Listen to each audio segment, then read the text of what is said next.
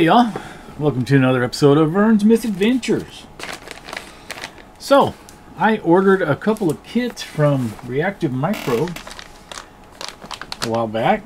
Everything is here. So, I think we're going to save this one for another episode. This is a phaser card for the Apple II, and I am looking forward to doing that.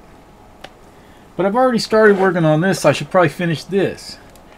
Now this kind of gives away what we're working on, but I 3D printed this. I printed it out of teak wood. Yeah, I was kind of surprised to find that you could get wood filament for the 3D printer, but I imagine there's tons and tons of stuff I didn't realize was a thing, and yet it is. So I printed this part out of teak wood, and it came out. I scratched it coming off of the bed of my printer, and so I had to sand it, and it really came out pretty. I really like it. Look at the way that wood grain looks on the sides, which of course is really the printed layers. But I mean, man, I really dig it. And then I did the buttons, which is this part here, and the nameplate. I did those in cherry wood. So I bought a package of filament, and it came with 4 different kinds of wood.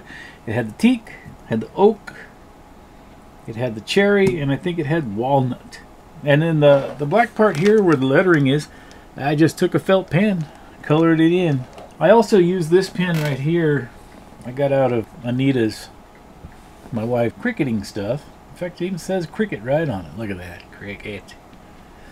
It's got a fine point, and what I did was I colored in the recessed part here, and of course I got outside the lines, so I went ahead and sanded it again. I could probably sand a little more, but I'm just going to leave well enough alone, because I'm afraid I'm going to reach the point where I get into the honeycomb. Of course, this was a design by Lopatka. I found it with a Google search, and I printed this case. Now, as cool as this case is, I don't even know if we're going to end up using it, because when I ordered the kit for the Replica 1, which is a Briel computer deal sold by Reactive Micro, so they said the CFFA card was unavailable, but I could go ahead and order it, you know, so I did. And so I thought it'd be a month or two before I would see that, and then it showed up shortly after the kit did. And so I printed this thinking I would get to use it for a while, and that I wouldn't get the CFFA card right away, but I got that anyway. And for those who don't know, the CFFA card is kind of like a well, it uses a CF card here. It uses a CF card, and it's kind of like a hard drive for the Apple One.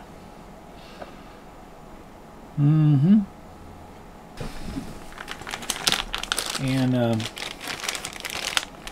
in true Reactive Micro fashion, they include a anti-static wristband with their kit. I guess that came with the CFFA card, because this other more complete kit came with the Replica 1 kit. An anti-static wristband, an eraser, which I imagine this is for scrubbing down the circuit board. A little syringe full of flux. And then I went ahead and sprung for the power supply. I also got their USB to PS2 adapter. And I even included some solder. How about that? I'm going to put the adapter in this baggie, because we won't need either one of those till the kit's complete. Now I've already got an older anti-static wrist strap right here, so I got that part covered, so we can clear that away. We won't need the CFFA till it's done either.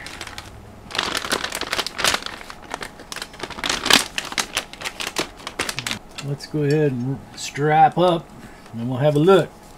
In this bag, this is where all the good stuff is. So we have our Replica 1 circuit board, motherboard, whatever. fancy my reactive micro sticker on it. Look at that. It says it's by Briel Computers. So we have a circuit board and we have sockets, and okay, so we got our EEPROM. It's already programmed. A 6502. Hopefully we have everything we need. So yeah, this is the manual I have here. It jumps right into how to use it, unpacking and setting up, but then later it shows assembly. So we're going to want to go to chapter 4 for the assembly. So as with most of these kits, they recommend that you start with the lowest profile components and work your way up to the highest profile. So you start with the resistors and the diodes, then you populate the capacitors, things like that. Then you finally put the sockets in, and you know, I mean, what do you show, what do you not show? So I showed it all at 100 times speed. I suppose if there's anything you particularly wanted to see, you could pause and take a look. At the end of the day, these montages aren't that helpful, but I did want to include it in the video, show that I did build the kit.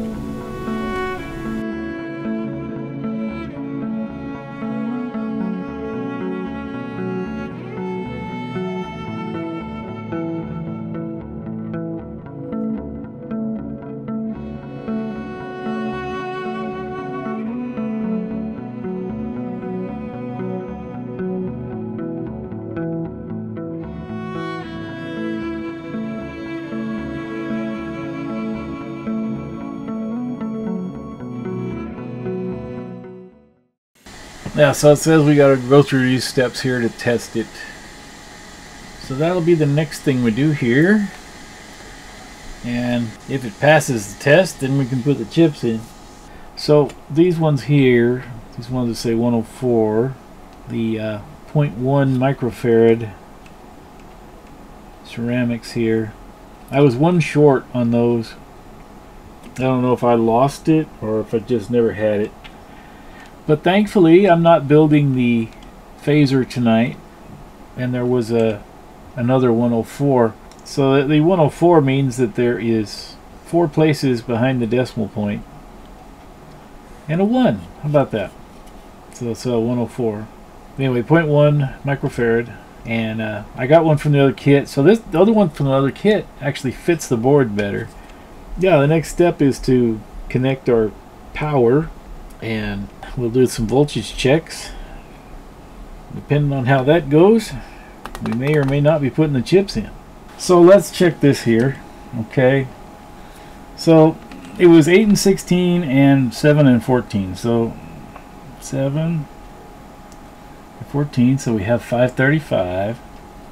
And then this chip's got 2 extra pins, so this would be 8 and this would be 16. I feel pretty confident that the board itself is okay. So it's just a matter of getting a couple other things together. So it says install the 24LC256, which is this little guy,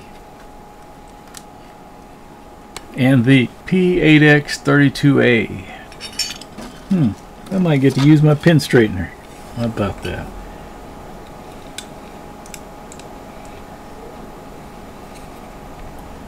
Maybe not. So crooked I can't even use the straightener on it. There we go. Yeah, that's nice.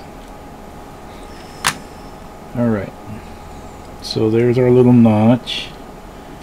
And there's the notch in the socket. Mark on the board. Should be good.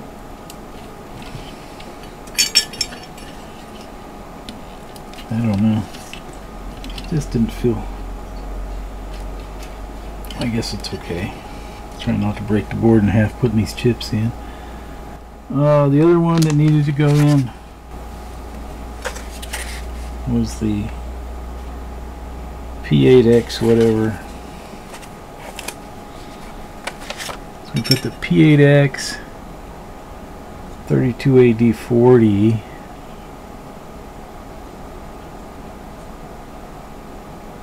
Okay, there's a notch on that.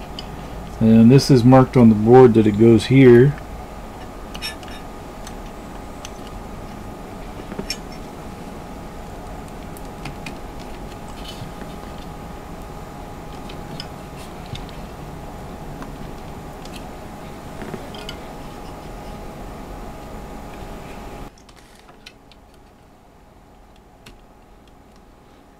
Switch is off.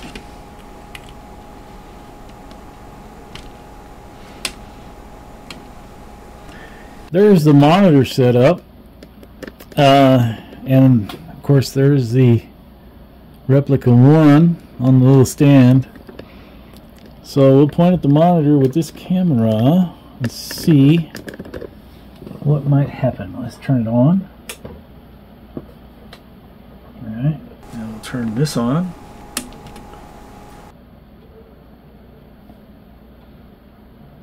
Look at there! We have the garbage that we're looking for. How about that? So, yeah, we got the garbage on the screen that we were looking for. And if we press reset, or no, clear, it clears. Reset. I think that's what it's supposed to do at this stage, y'all. Let's see it do it again.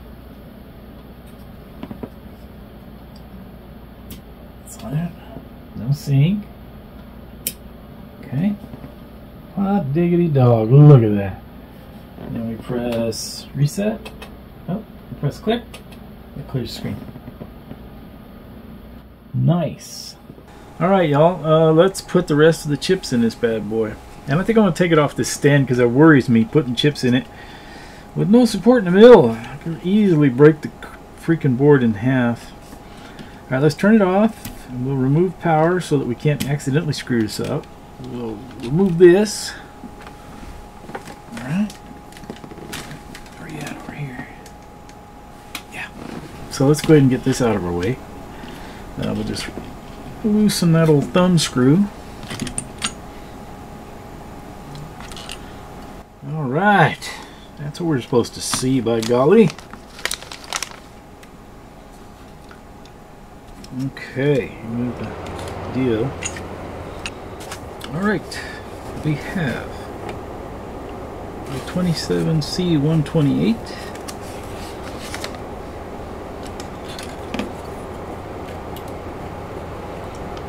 Straighten the pins. So I really think I'm going to get the stuff.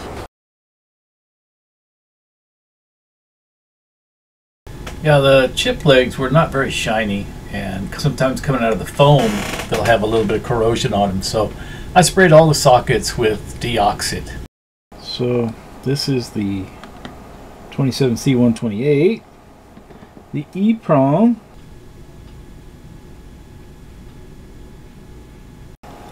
and there's our notch. So we're putting it up here with the notch on both the board and the socket. And I should have my wristband on, and I do not. I will rectify that.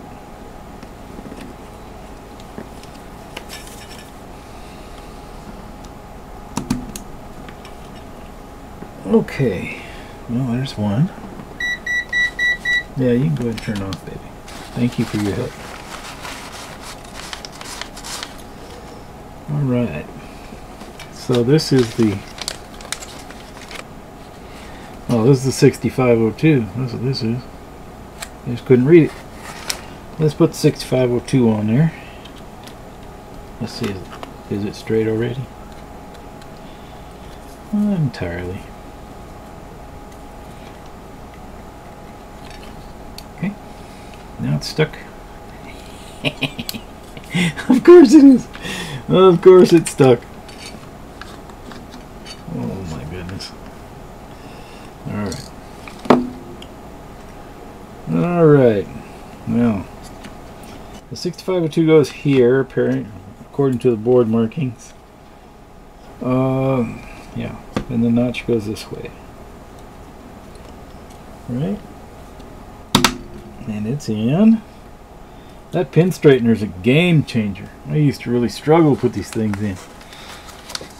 I'm so glad I printed that. And now this, 6821. Yeah, 6821, it goes right here. No notch in this one, but it has a pin, and that would go to pin 1. Yeah, I don't think we're going to need to mess with this one. It's pretty tight. Okay, good. Looks good, looks good. No curled pins. Alright, and the next one, this will be the 6225 Gal. No, 62256. I apologize for my ignorance. Yeah, this is a little mangled up. Let's see. I don't know. Let's just try to put it in. 62256 goes right here next to the EEPROM. Okay. I mean, it's, you reach a point where you really don't have to give it that much thought, do you? You're running out of places to put the larger chips. Alright. Just longer the two here.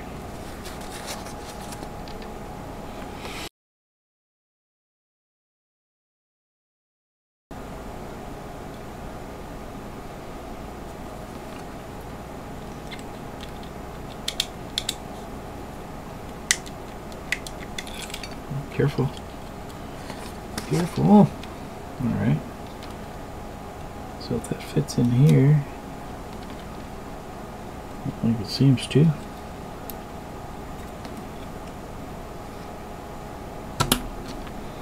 Okay, and then we got one chip left. 74 LS 138. In. How about that? So we'll give this little turkey a little bit of straightening. All right, so that's it. That's all right. We'll get it straightened out.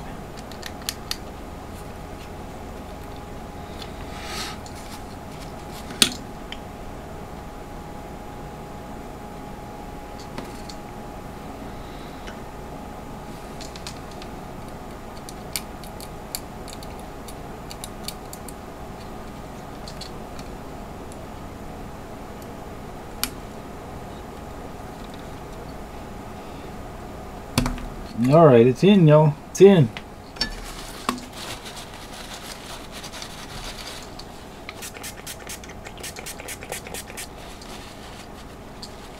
Alright, we'll let that sit a few minutes to dry, I guess, now that I've done soaked it down. Alcohol. So I do have a question here. It says ROM select, and we didn't even put 2-pin header in here, so I may have to solder in a couple more pins. What do we do next? Oh, now we try it. Haha. Now we try it. Alright, we'll go to the other camera. Okay, let us see. So yeah, it behaved erratically when I was trying to use it. Just something was obviously not acting right. So I took my air duster and blew it out, and there was a whole lot of alcohol underneath the chips and whatnot. The keyboard sat under the desk for a while, so I went in and dusted it too. So I struggled a little while trying to get familiar with Integer Basic. I didn't realize you had to actually spell out print. I thought you could use the question mark. I mean, even our Challenger 1P could do that, right? But as it turned out, this was more primitive than that. So you have to insert the spaces after the line numbers. You have to do a lot of things that the later versions of BASIC just take care of for you. And what I found interesting was that it won't even accept a line number if you didn't conform. So for instance, you can type a line number and then type a line of BASIC, and it generally will not give you an error when you press enter. It'll only error when you run it. But in Integer Basic here, that's not the case.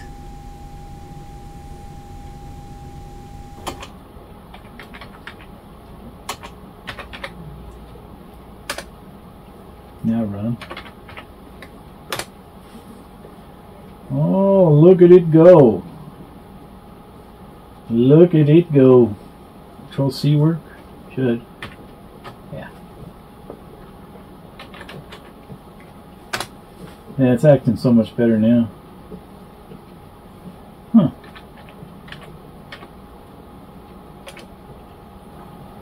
Why didn't it work the first time? And I might put extra something in there. Okay, cool. So we go 5.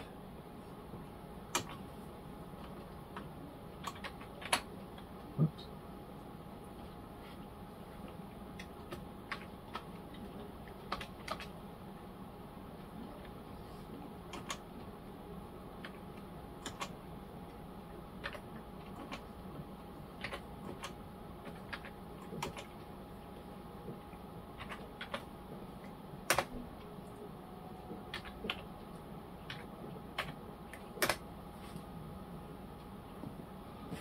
And we change 30 to next eye.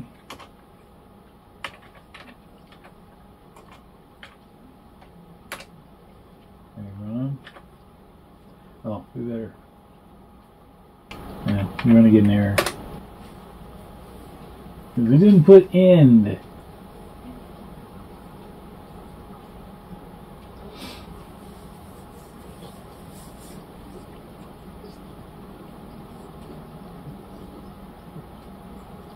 That should have been 20 by now. Something.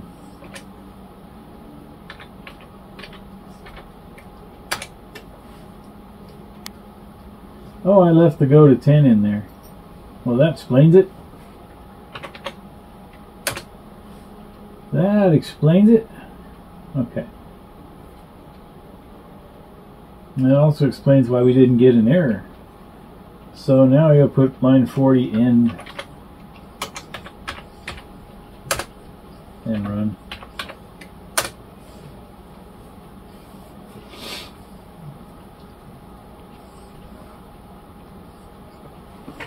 There's Replica Plus. Yeah. Yeah, how about that? It works. So this is probably as good a place as any to go ahead and call it for this episode. We got the computer built. I showed you an option for a 3D printed case that it wasn't going to work for me, but if you didn't get the CFFA card, it's a really neat case. I'll include a link in the description for that case. Listen, I appreciate y'all watching the video. If you haven't subscribed yet, I'd like to invite you to do so. And with that, we'll see y'all later. Take care.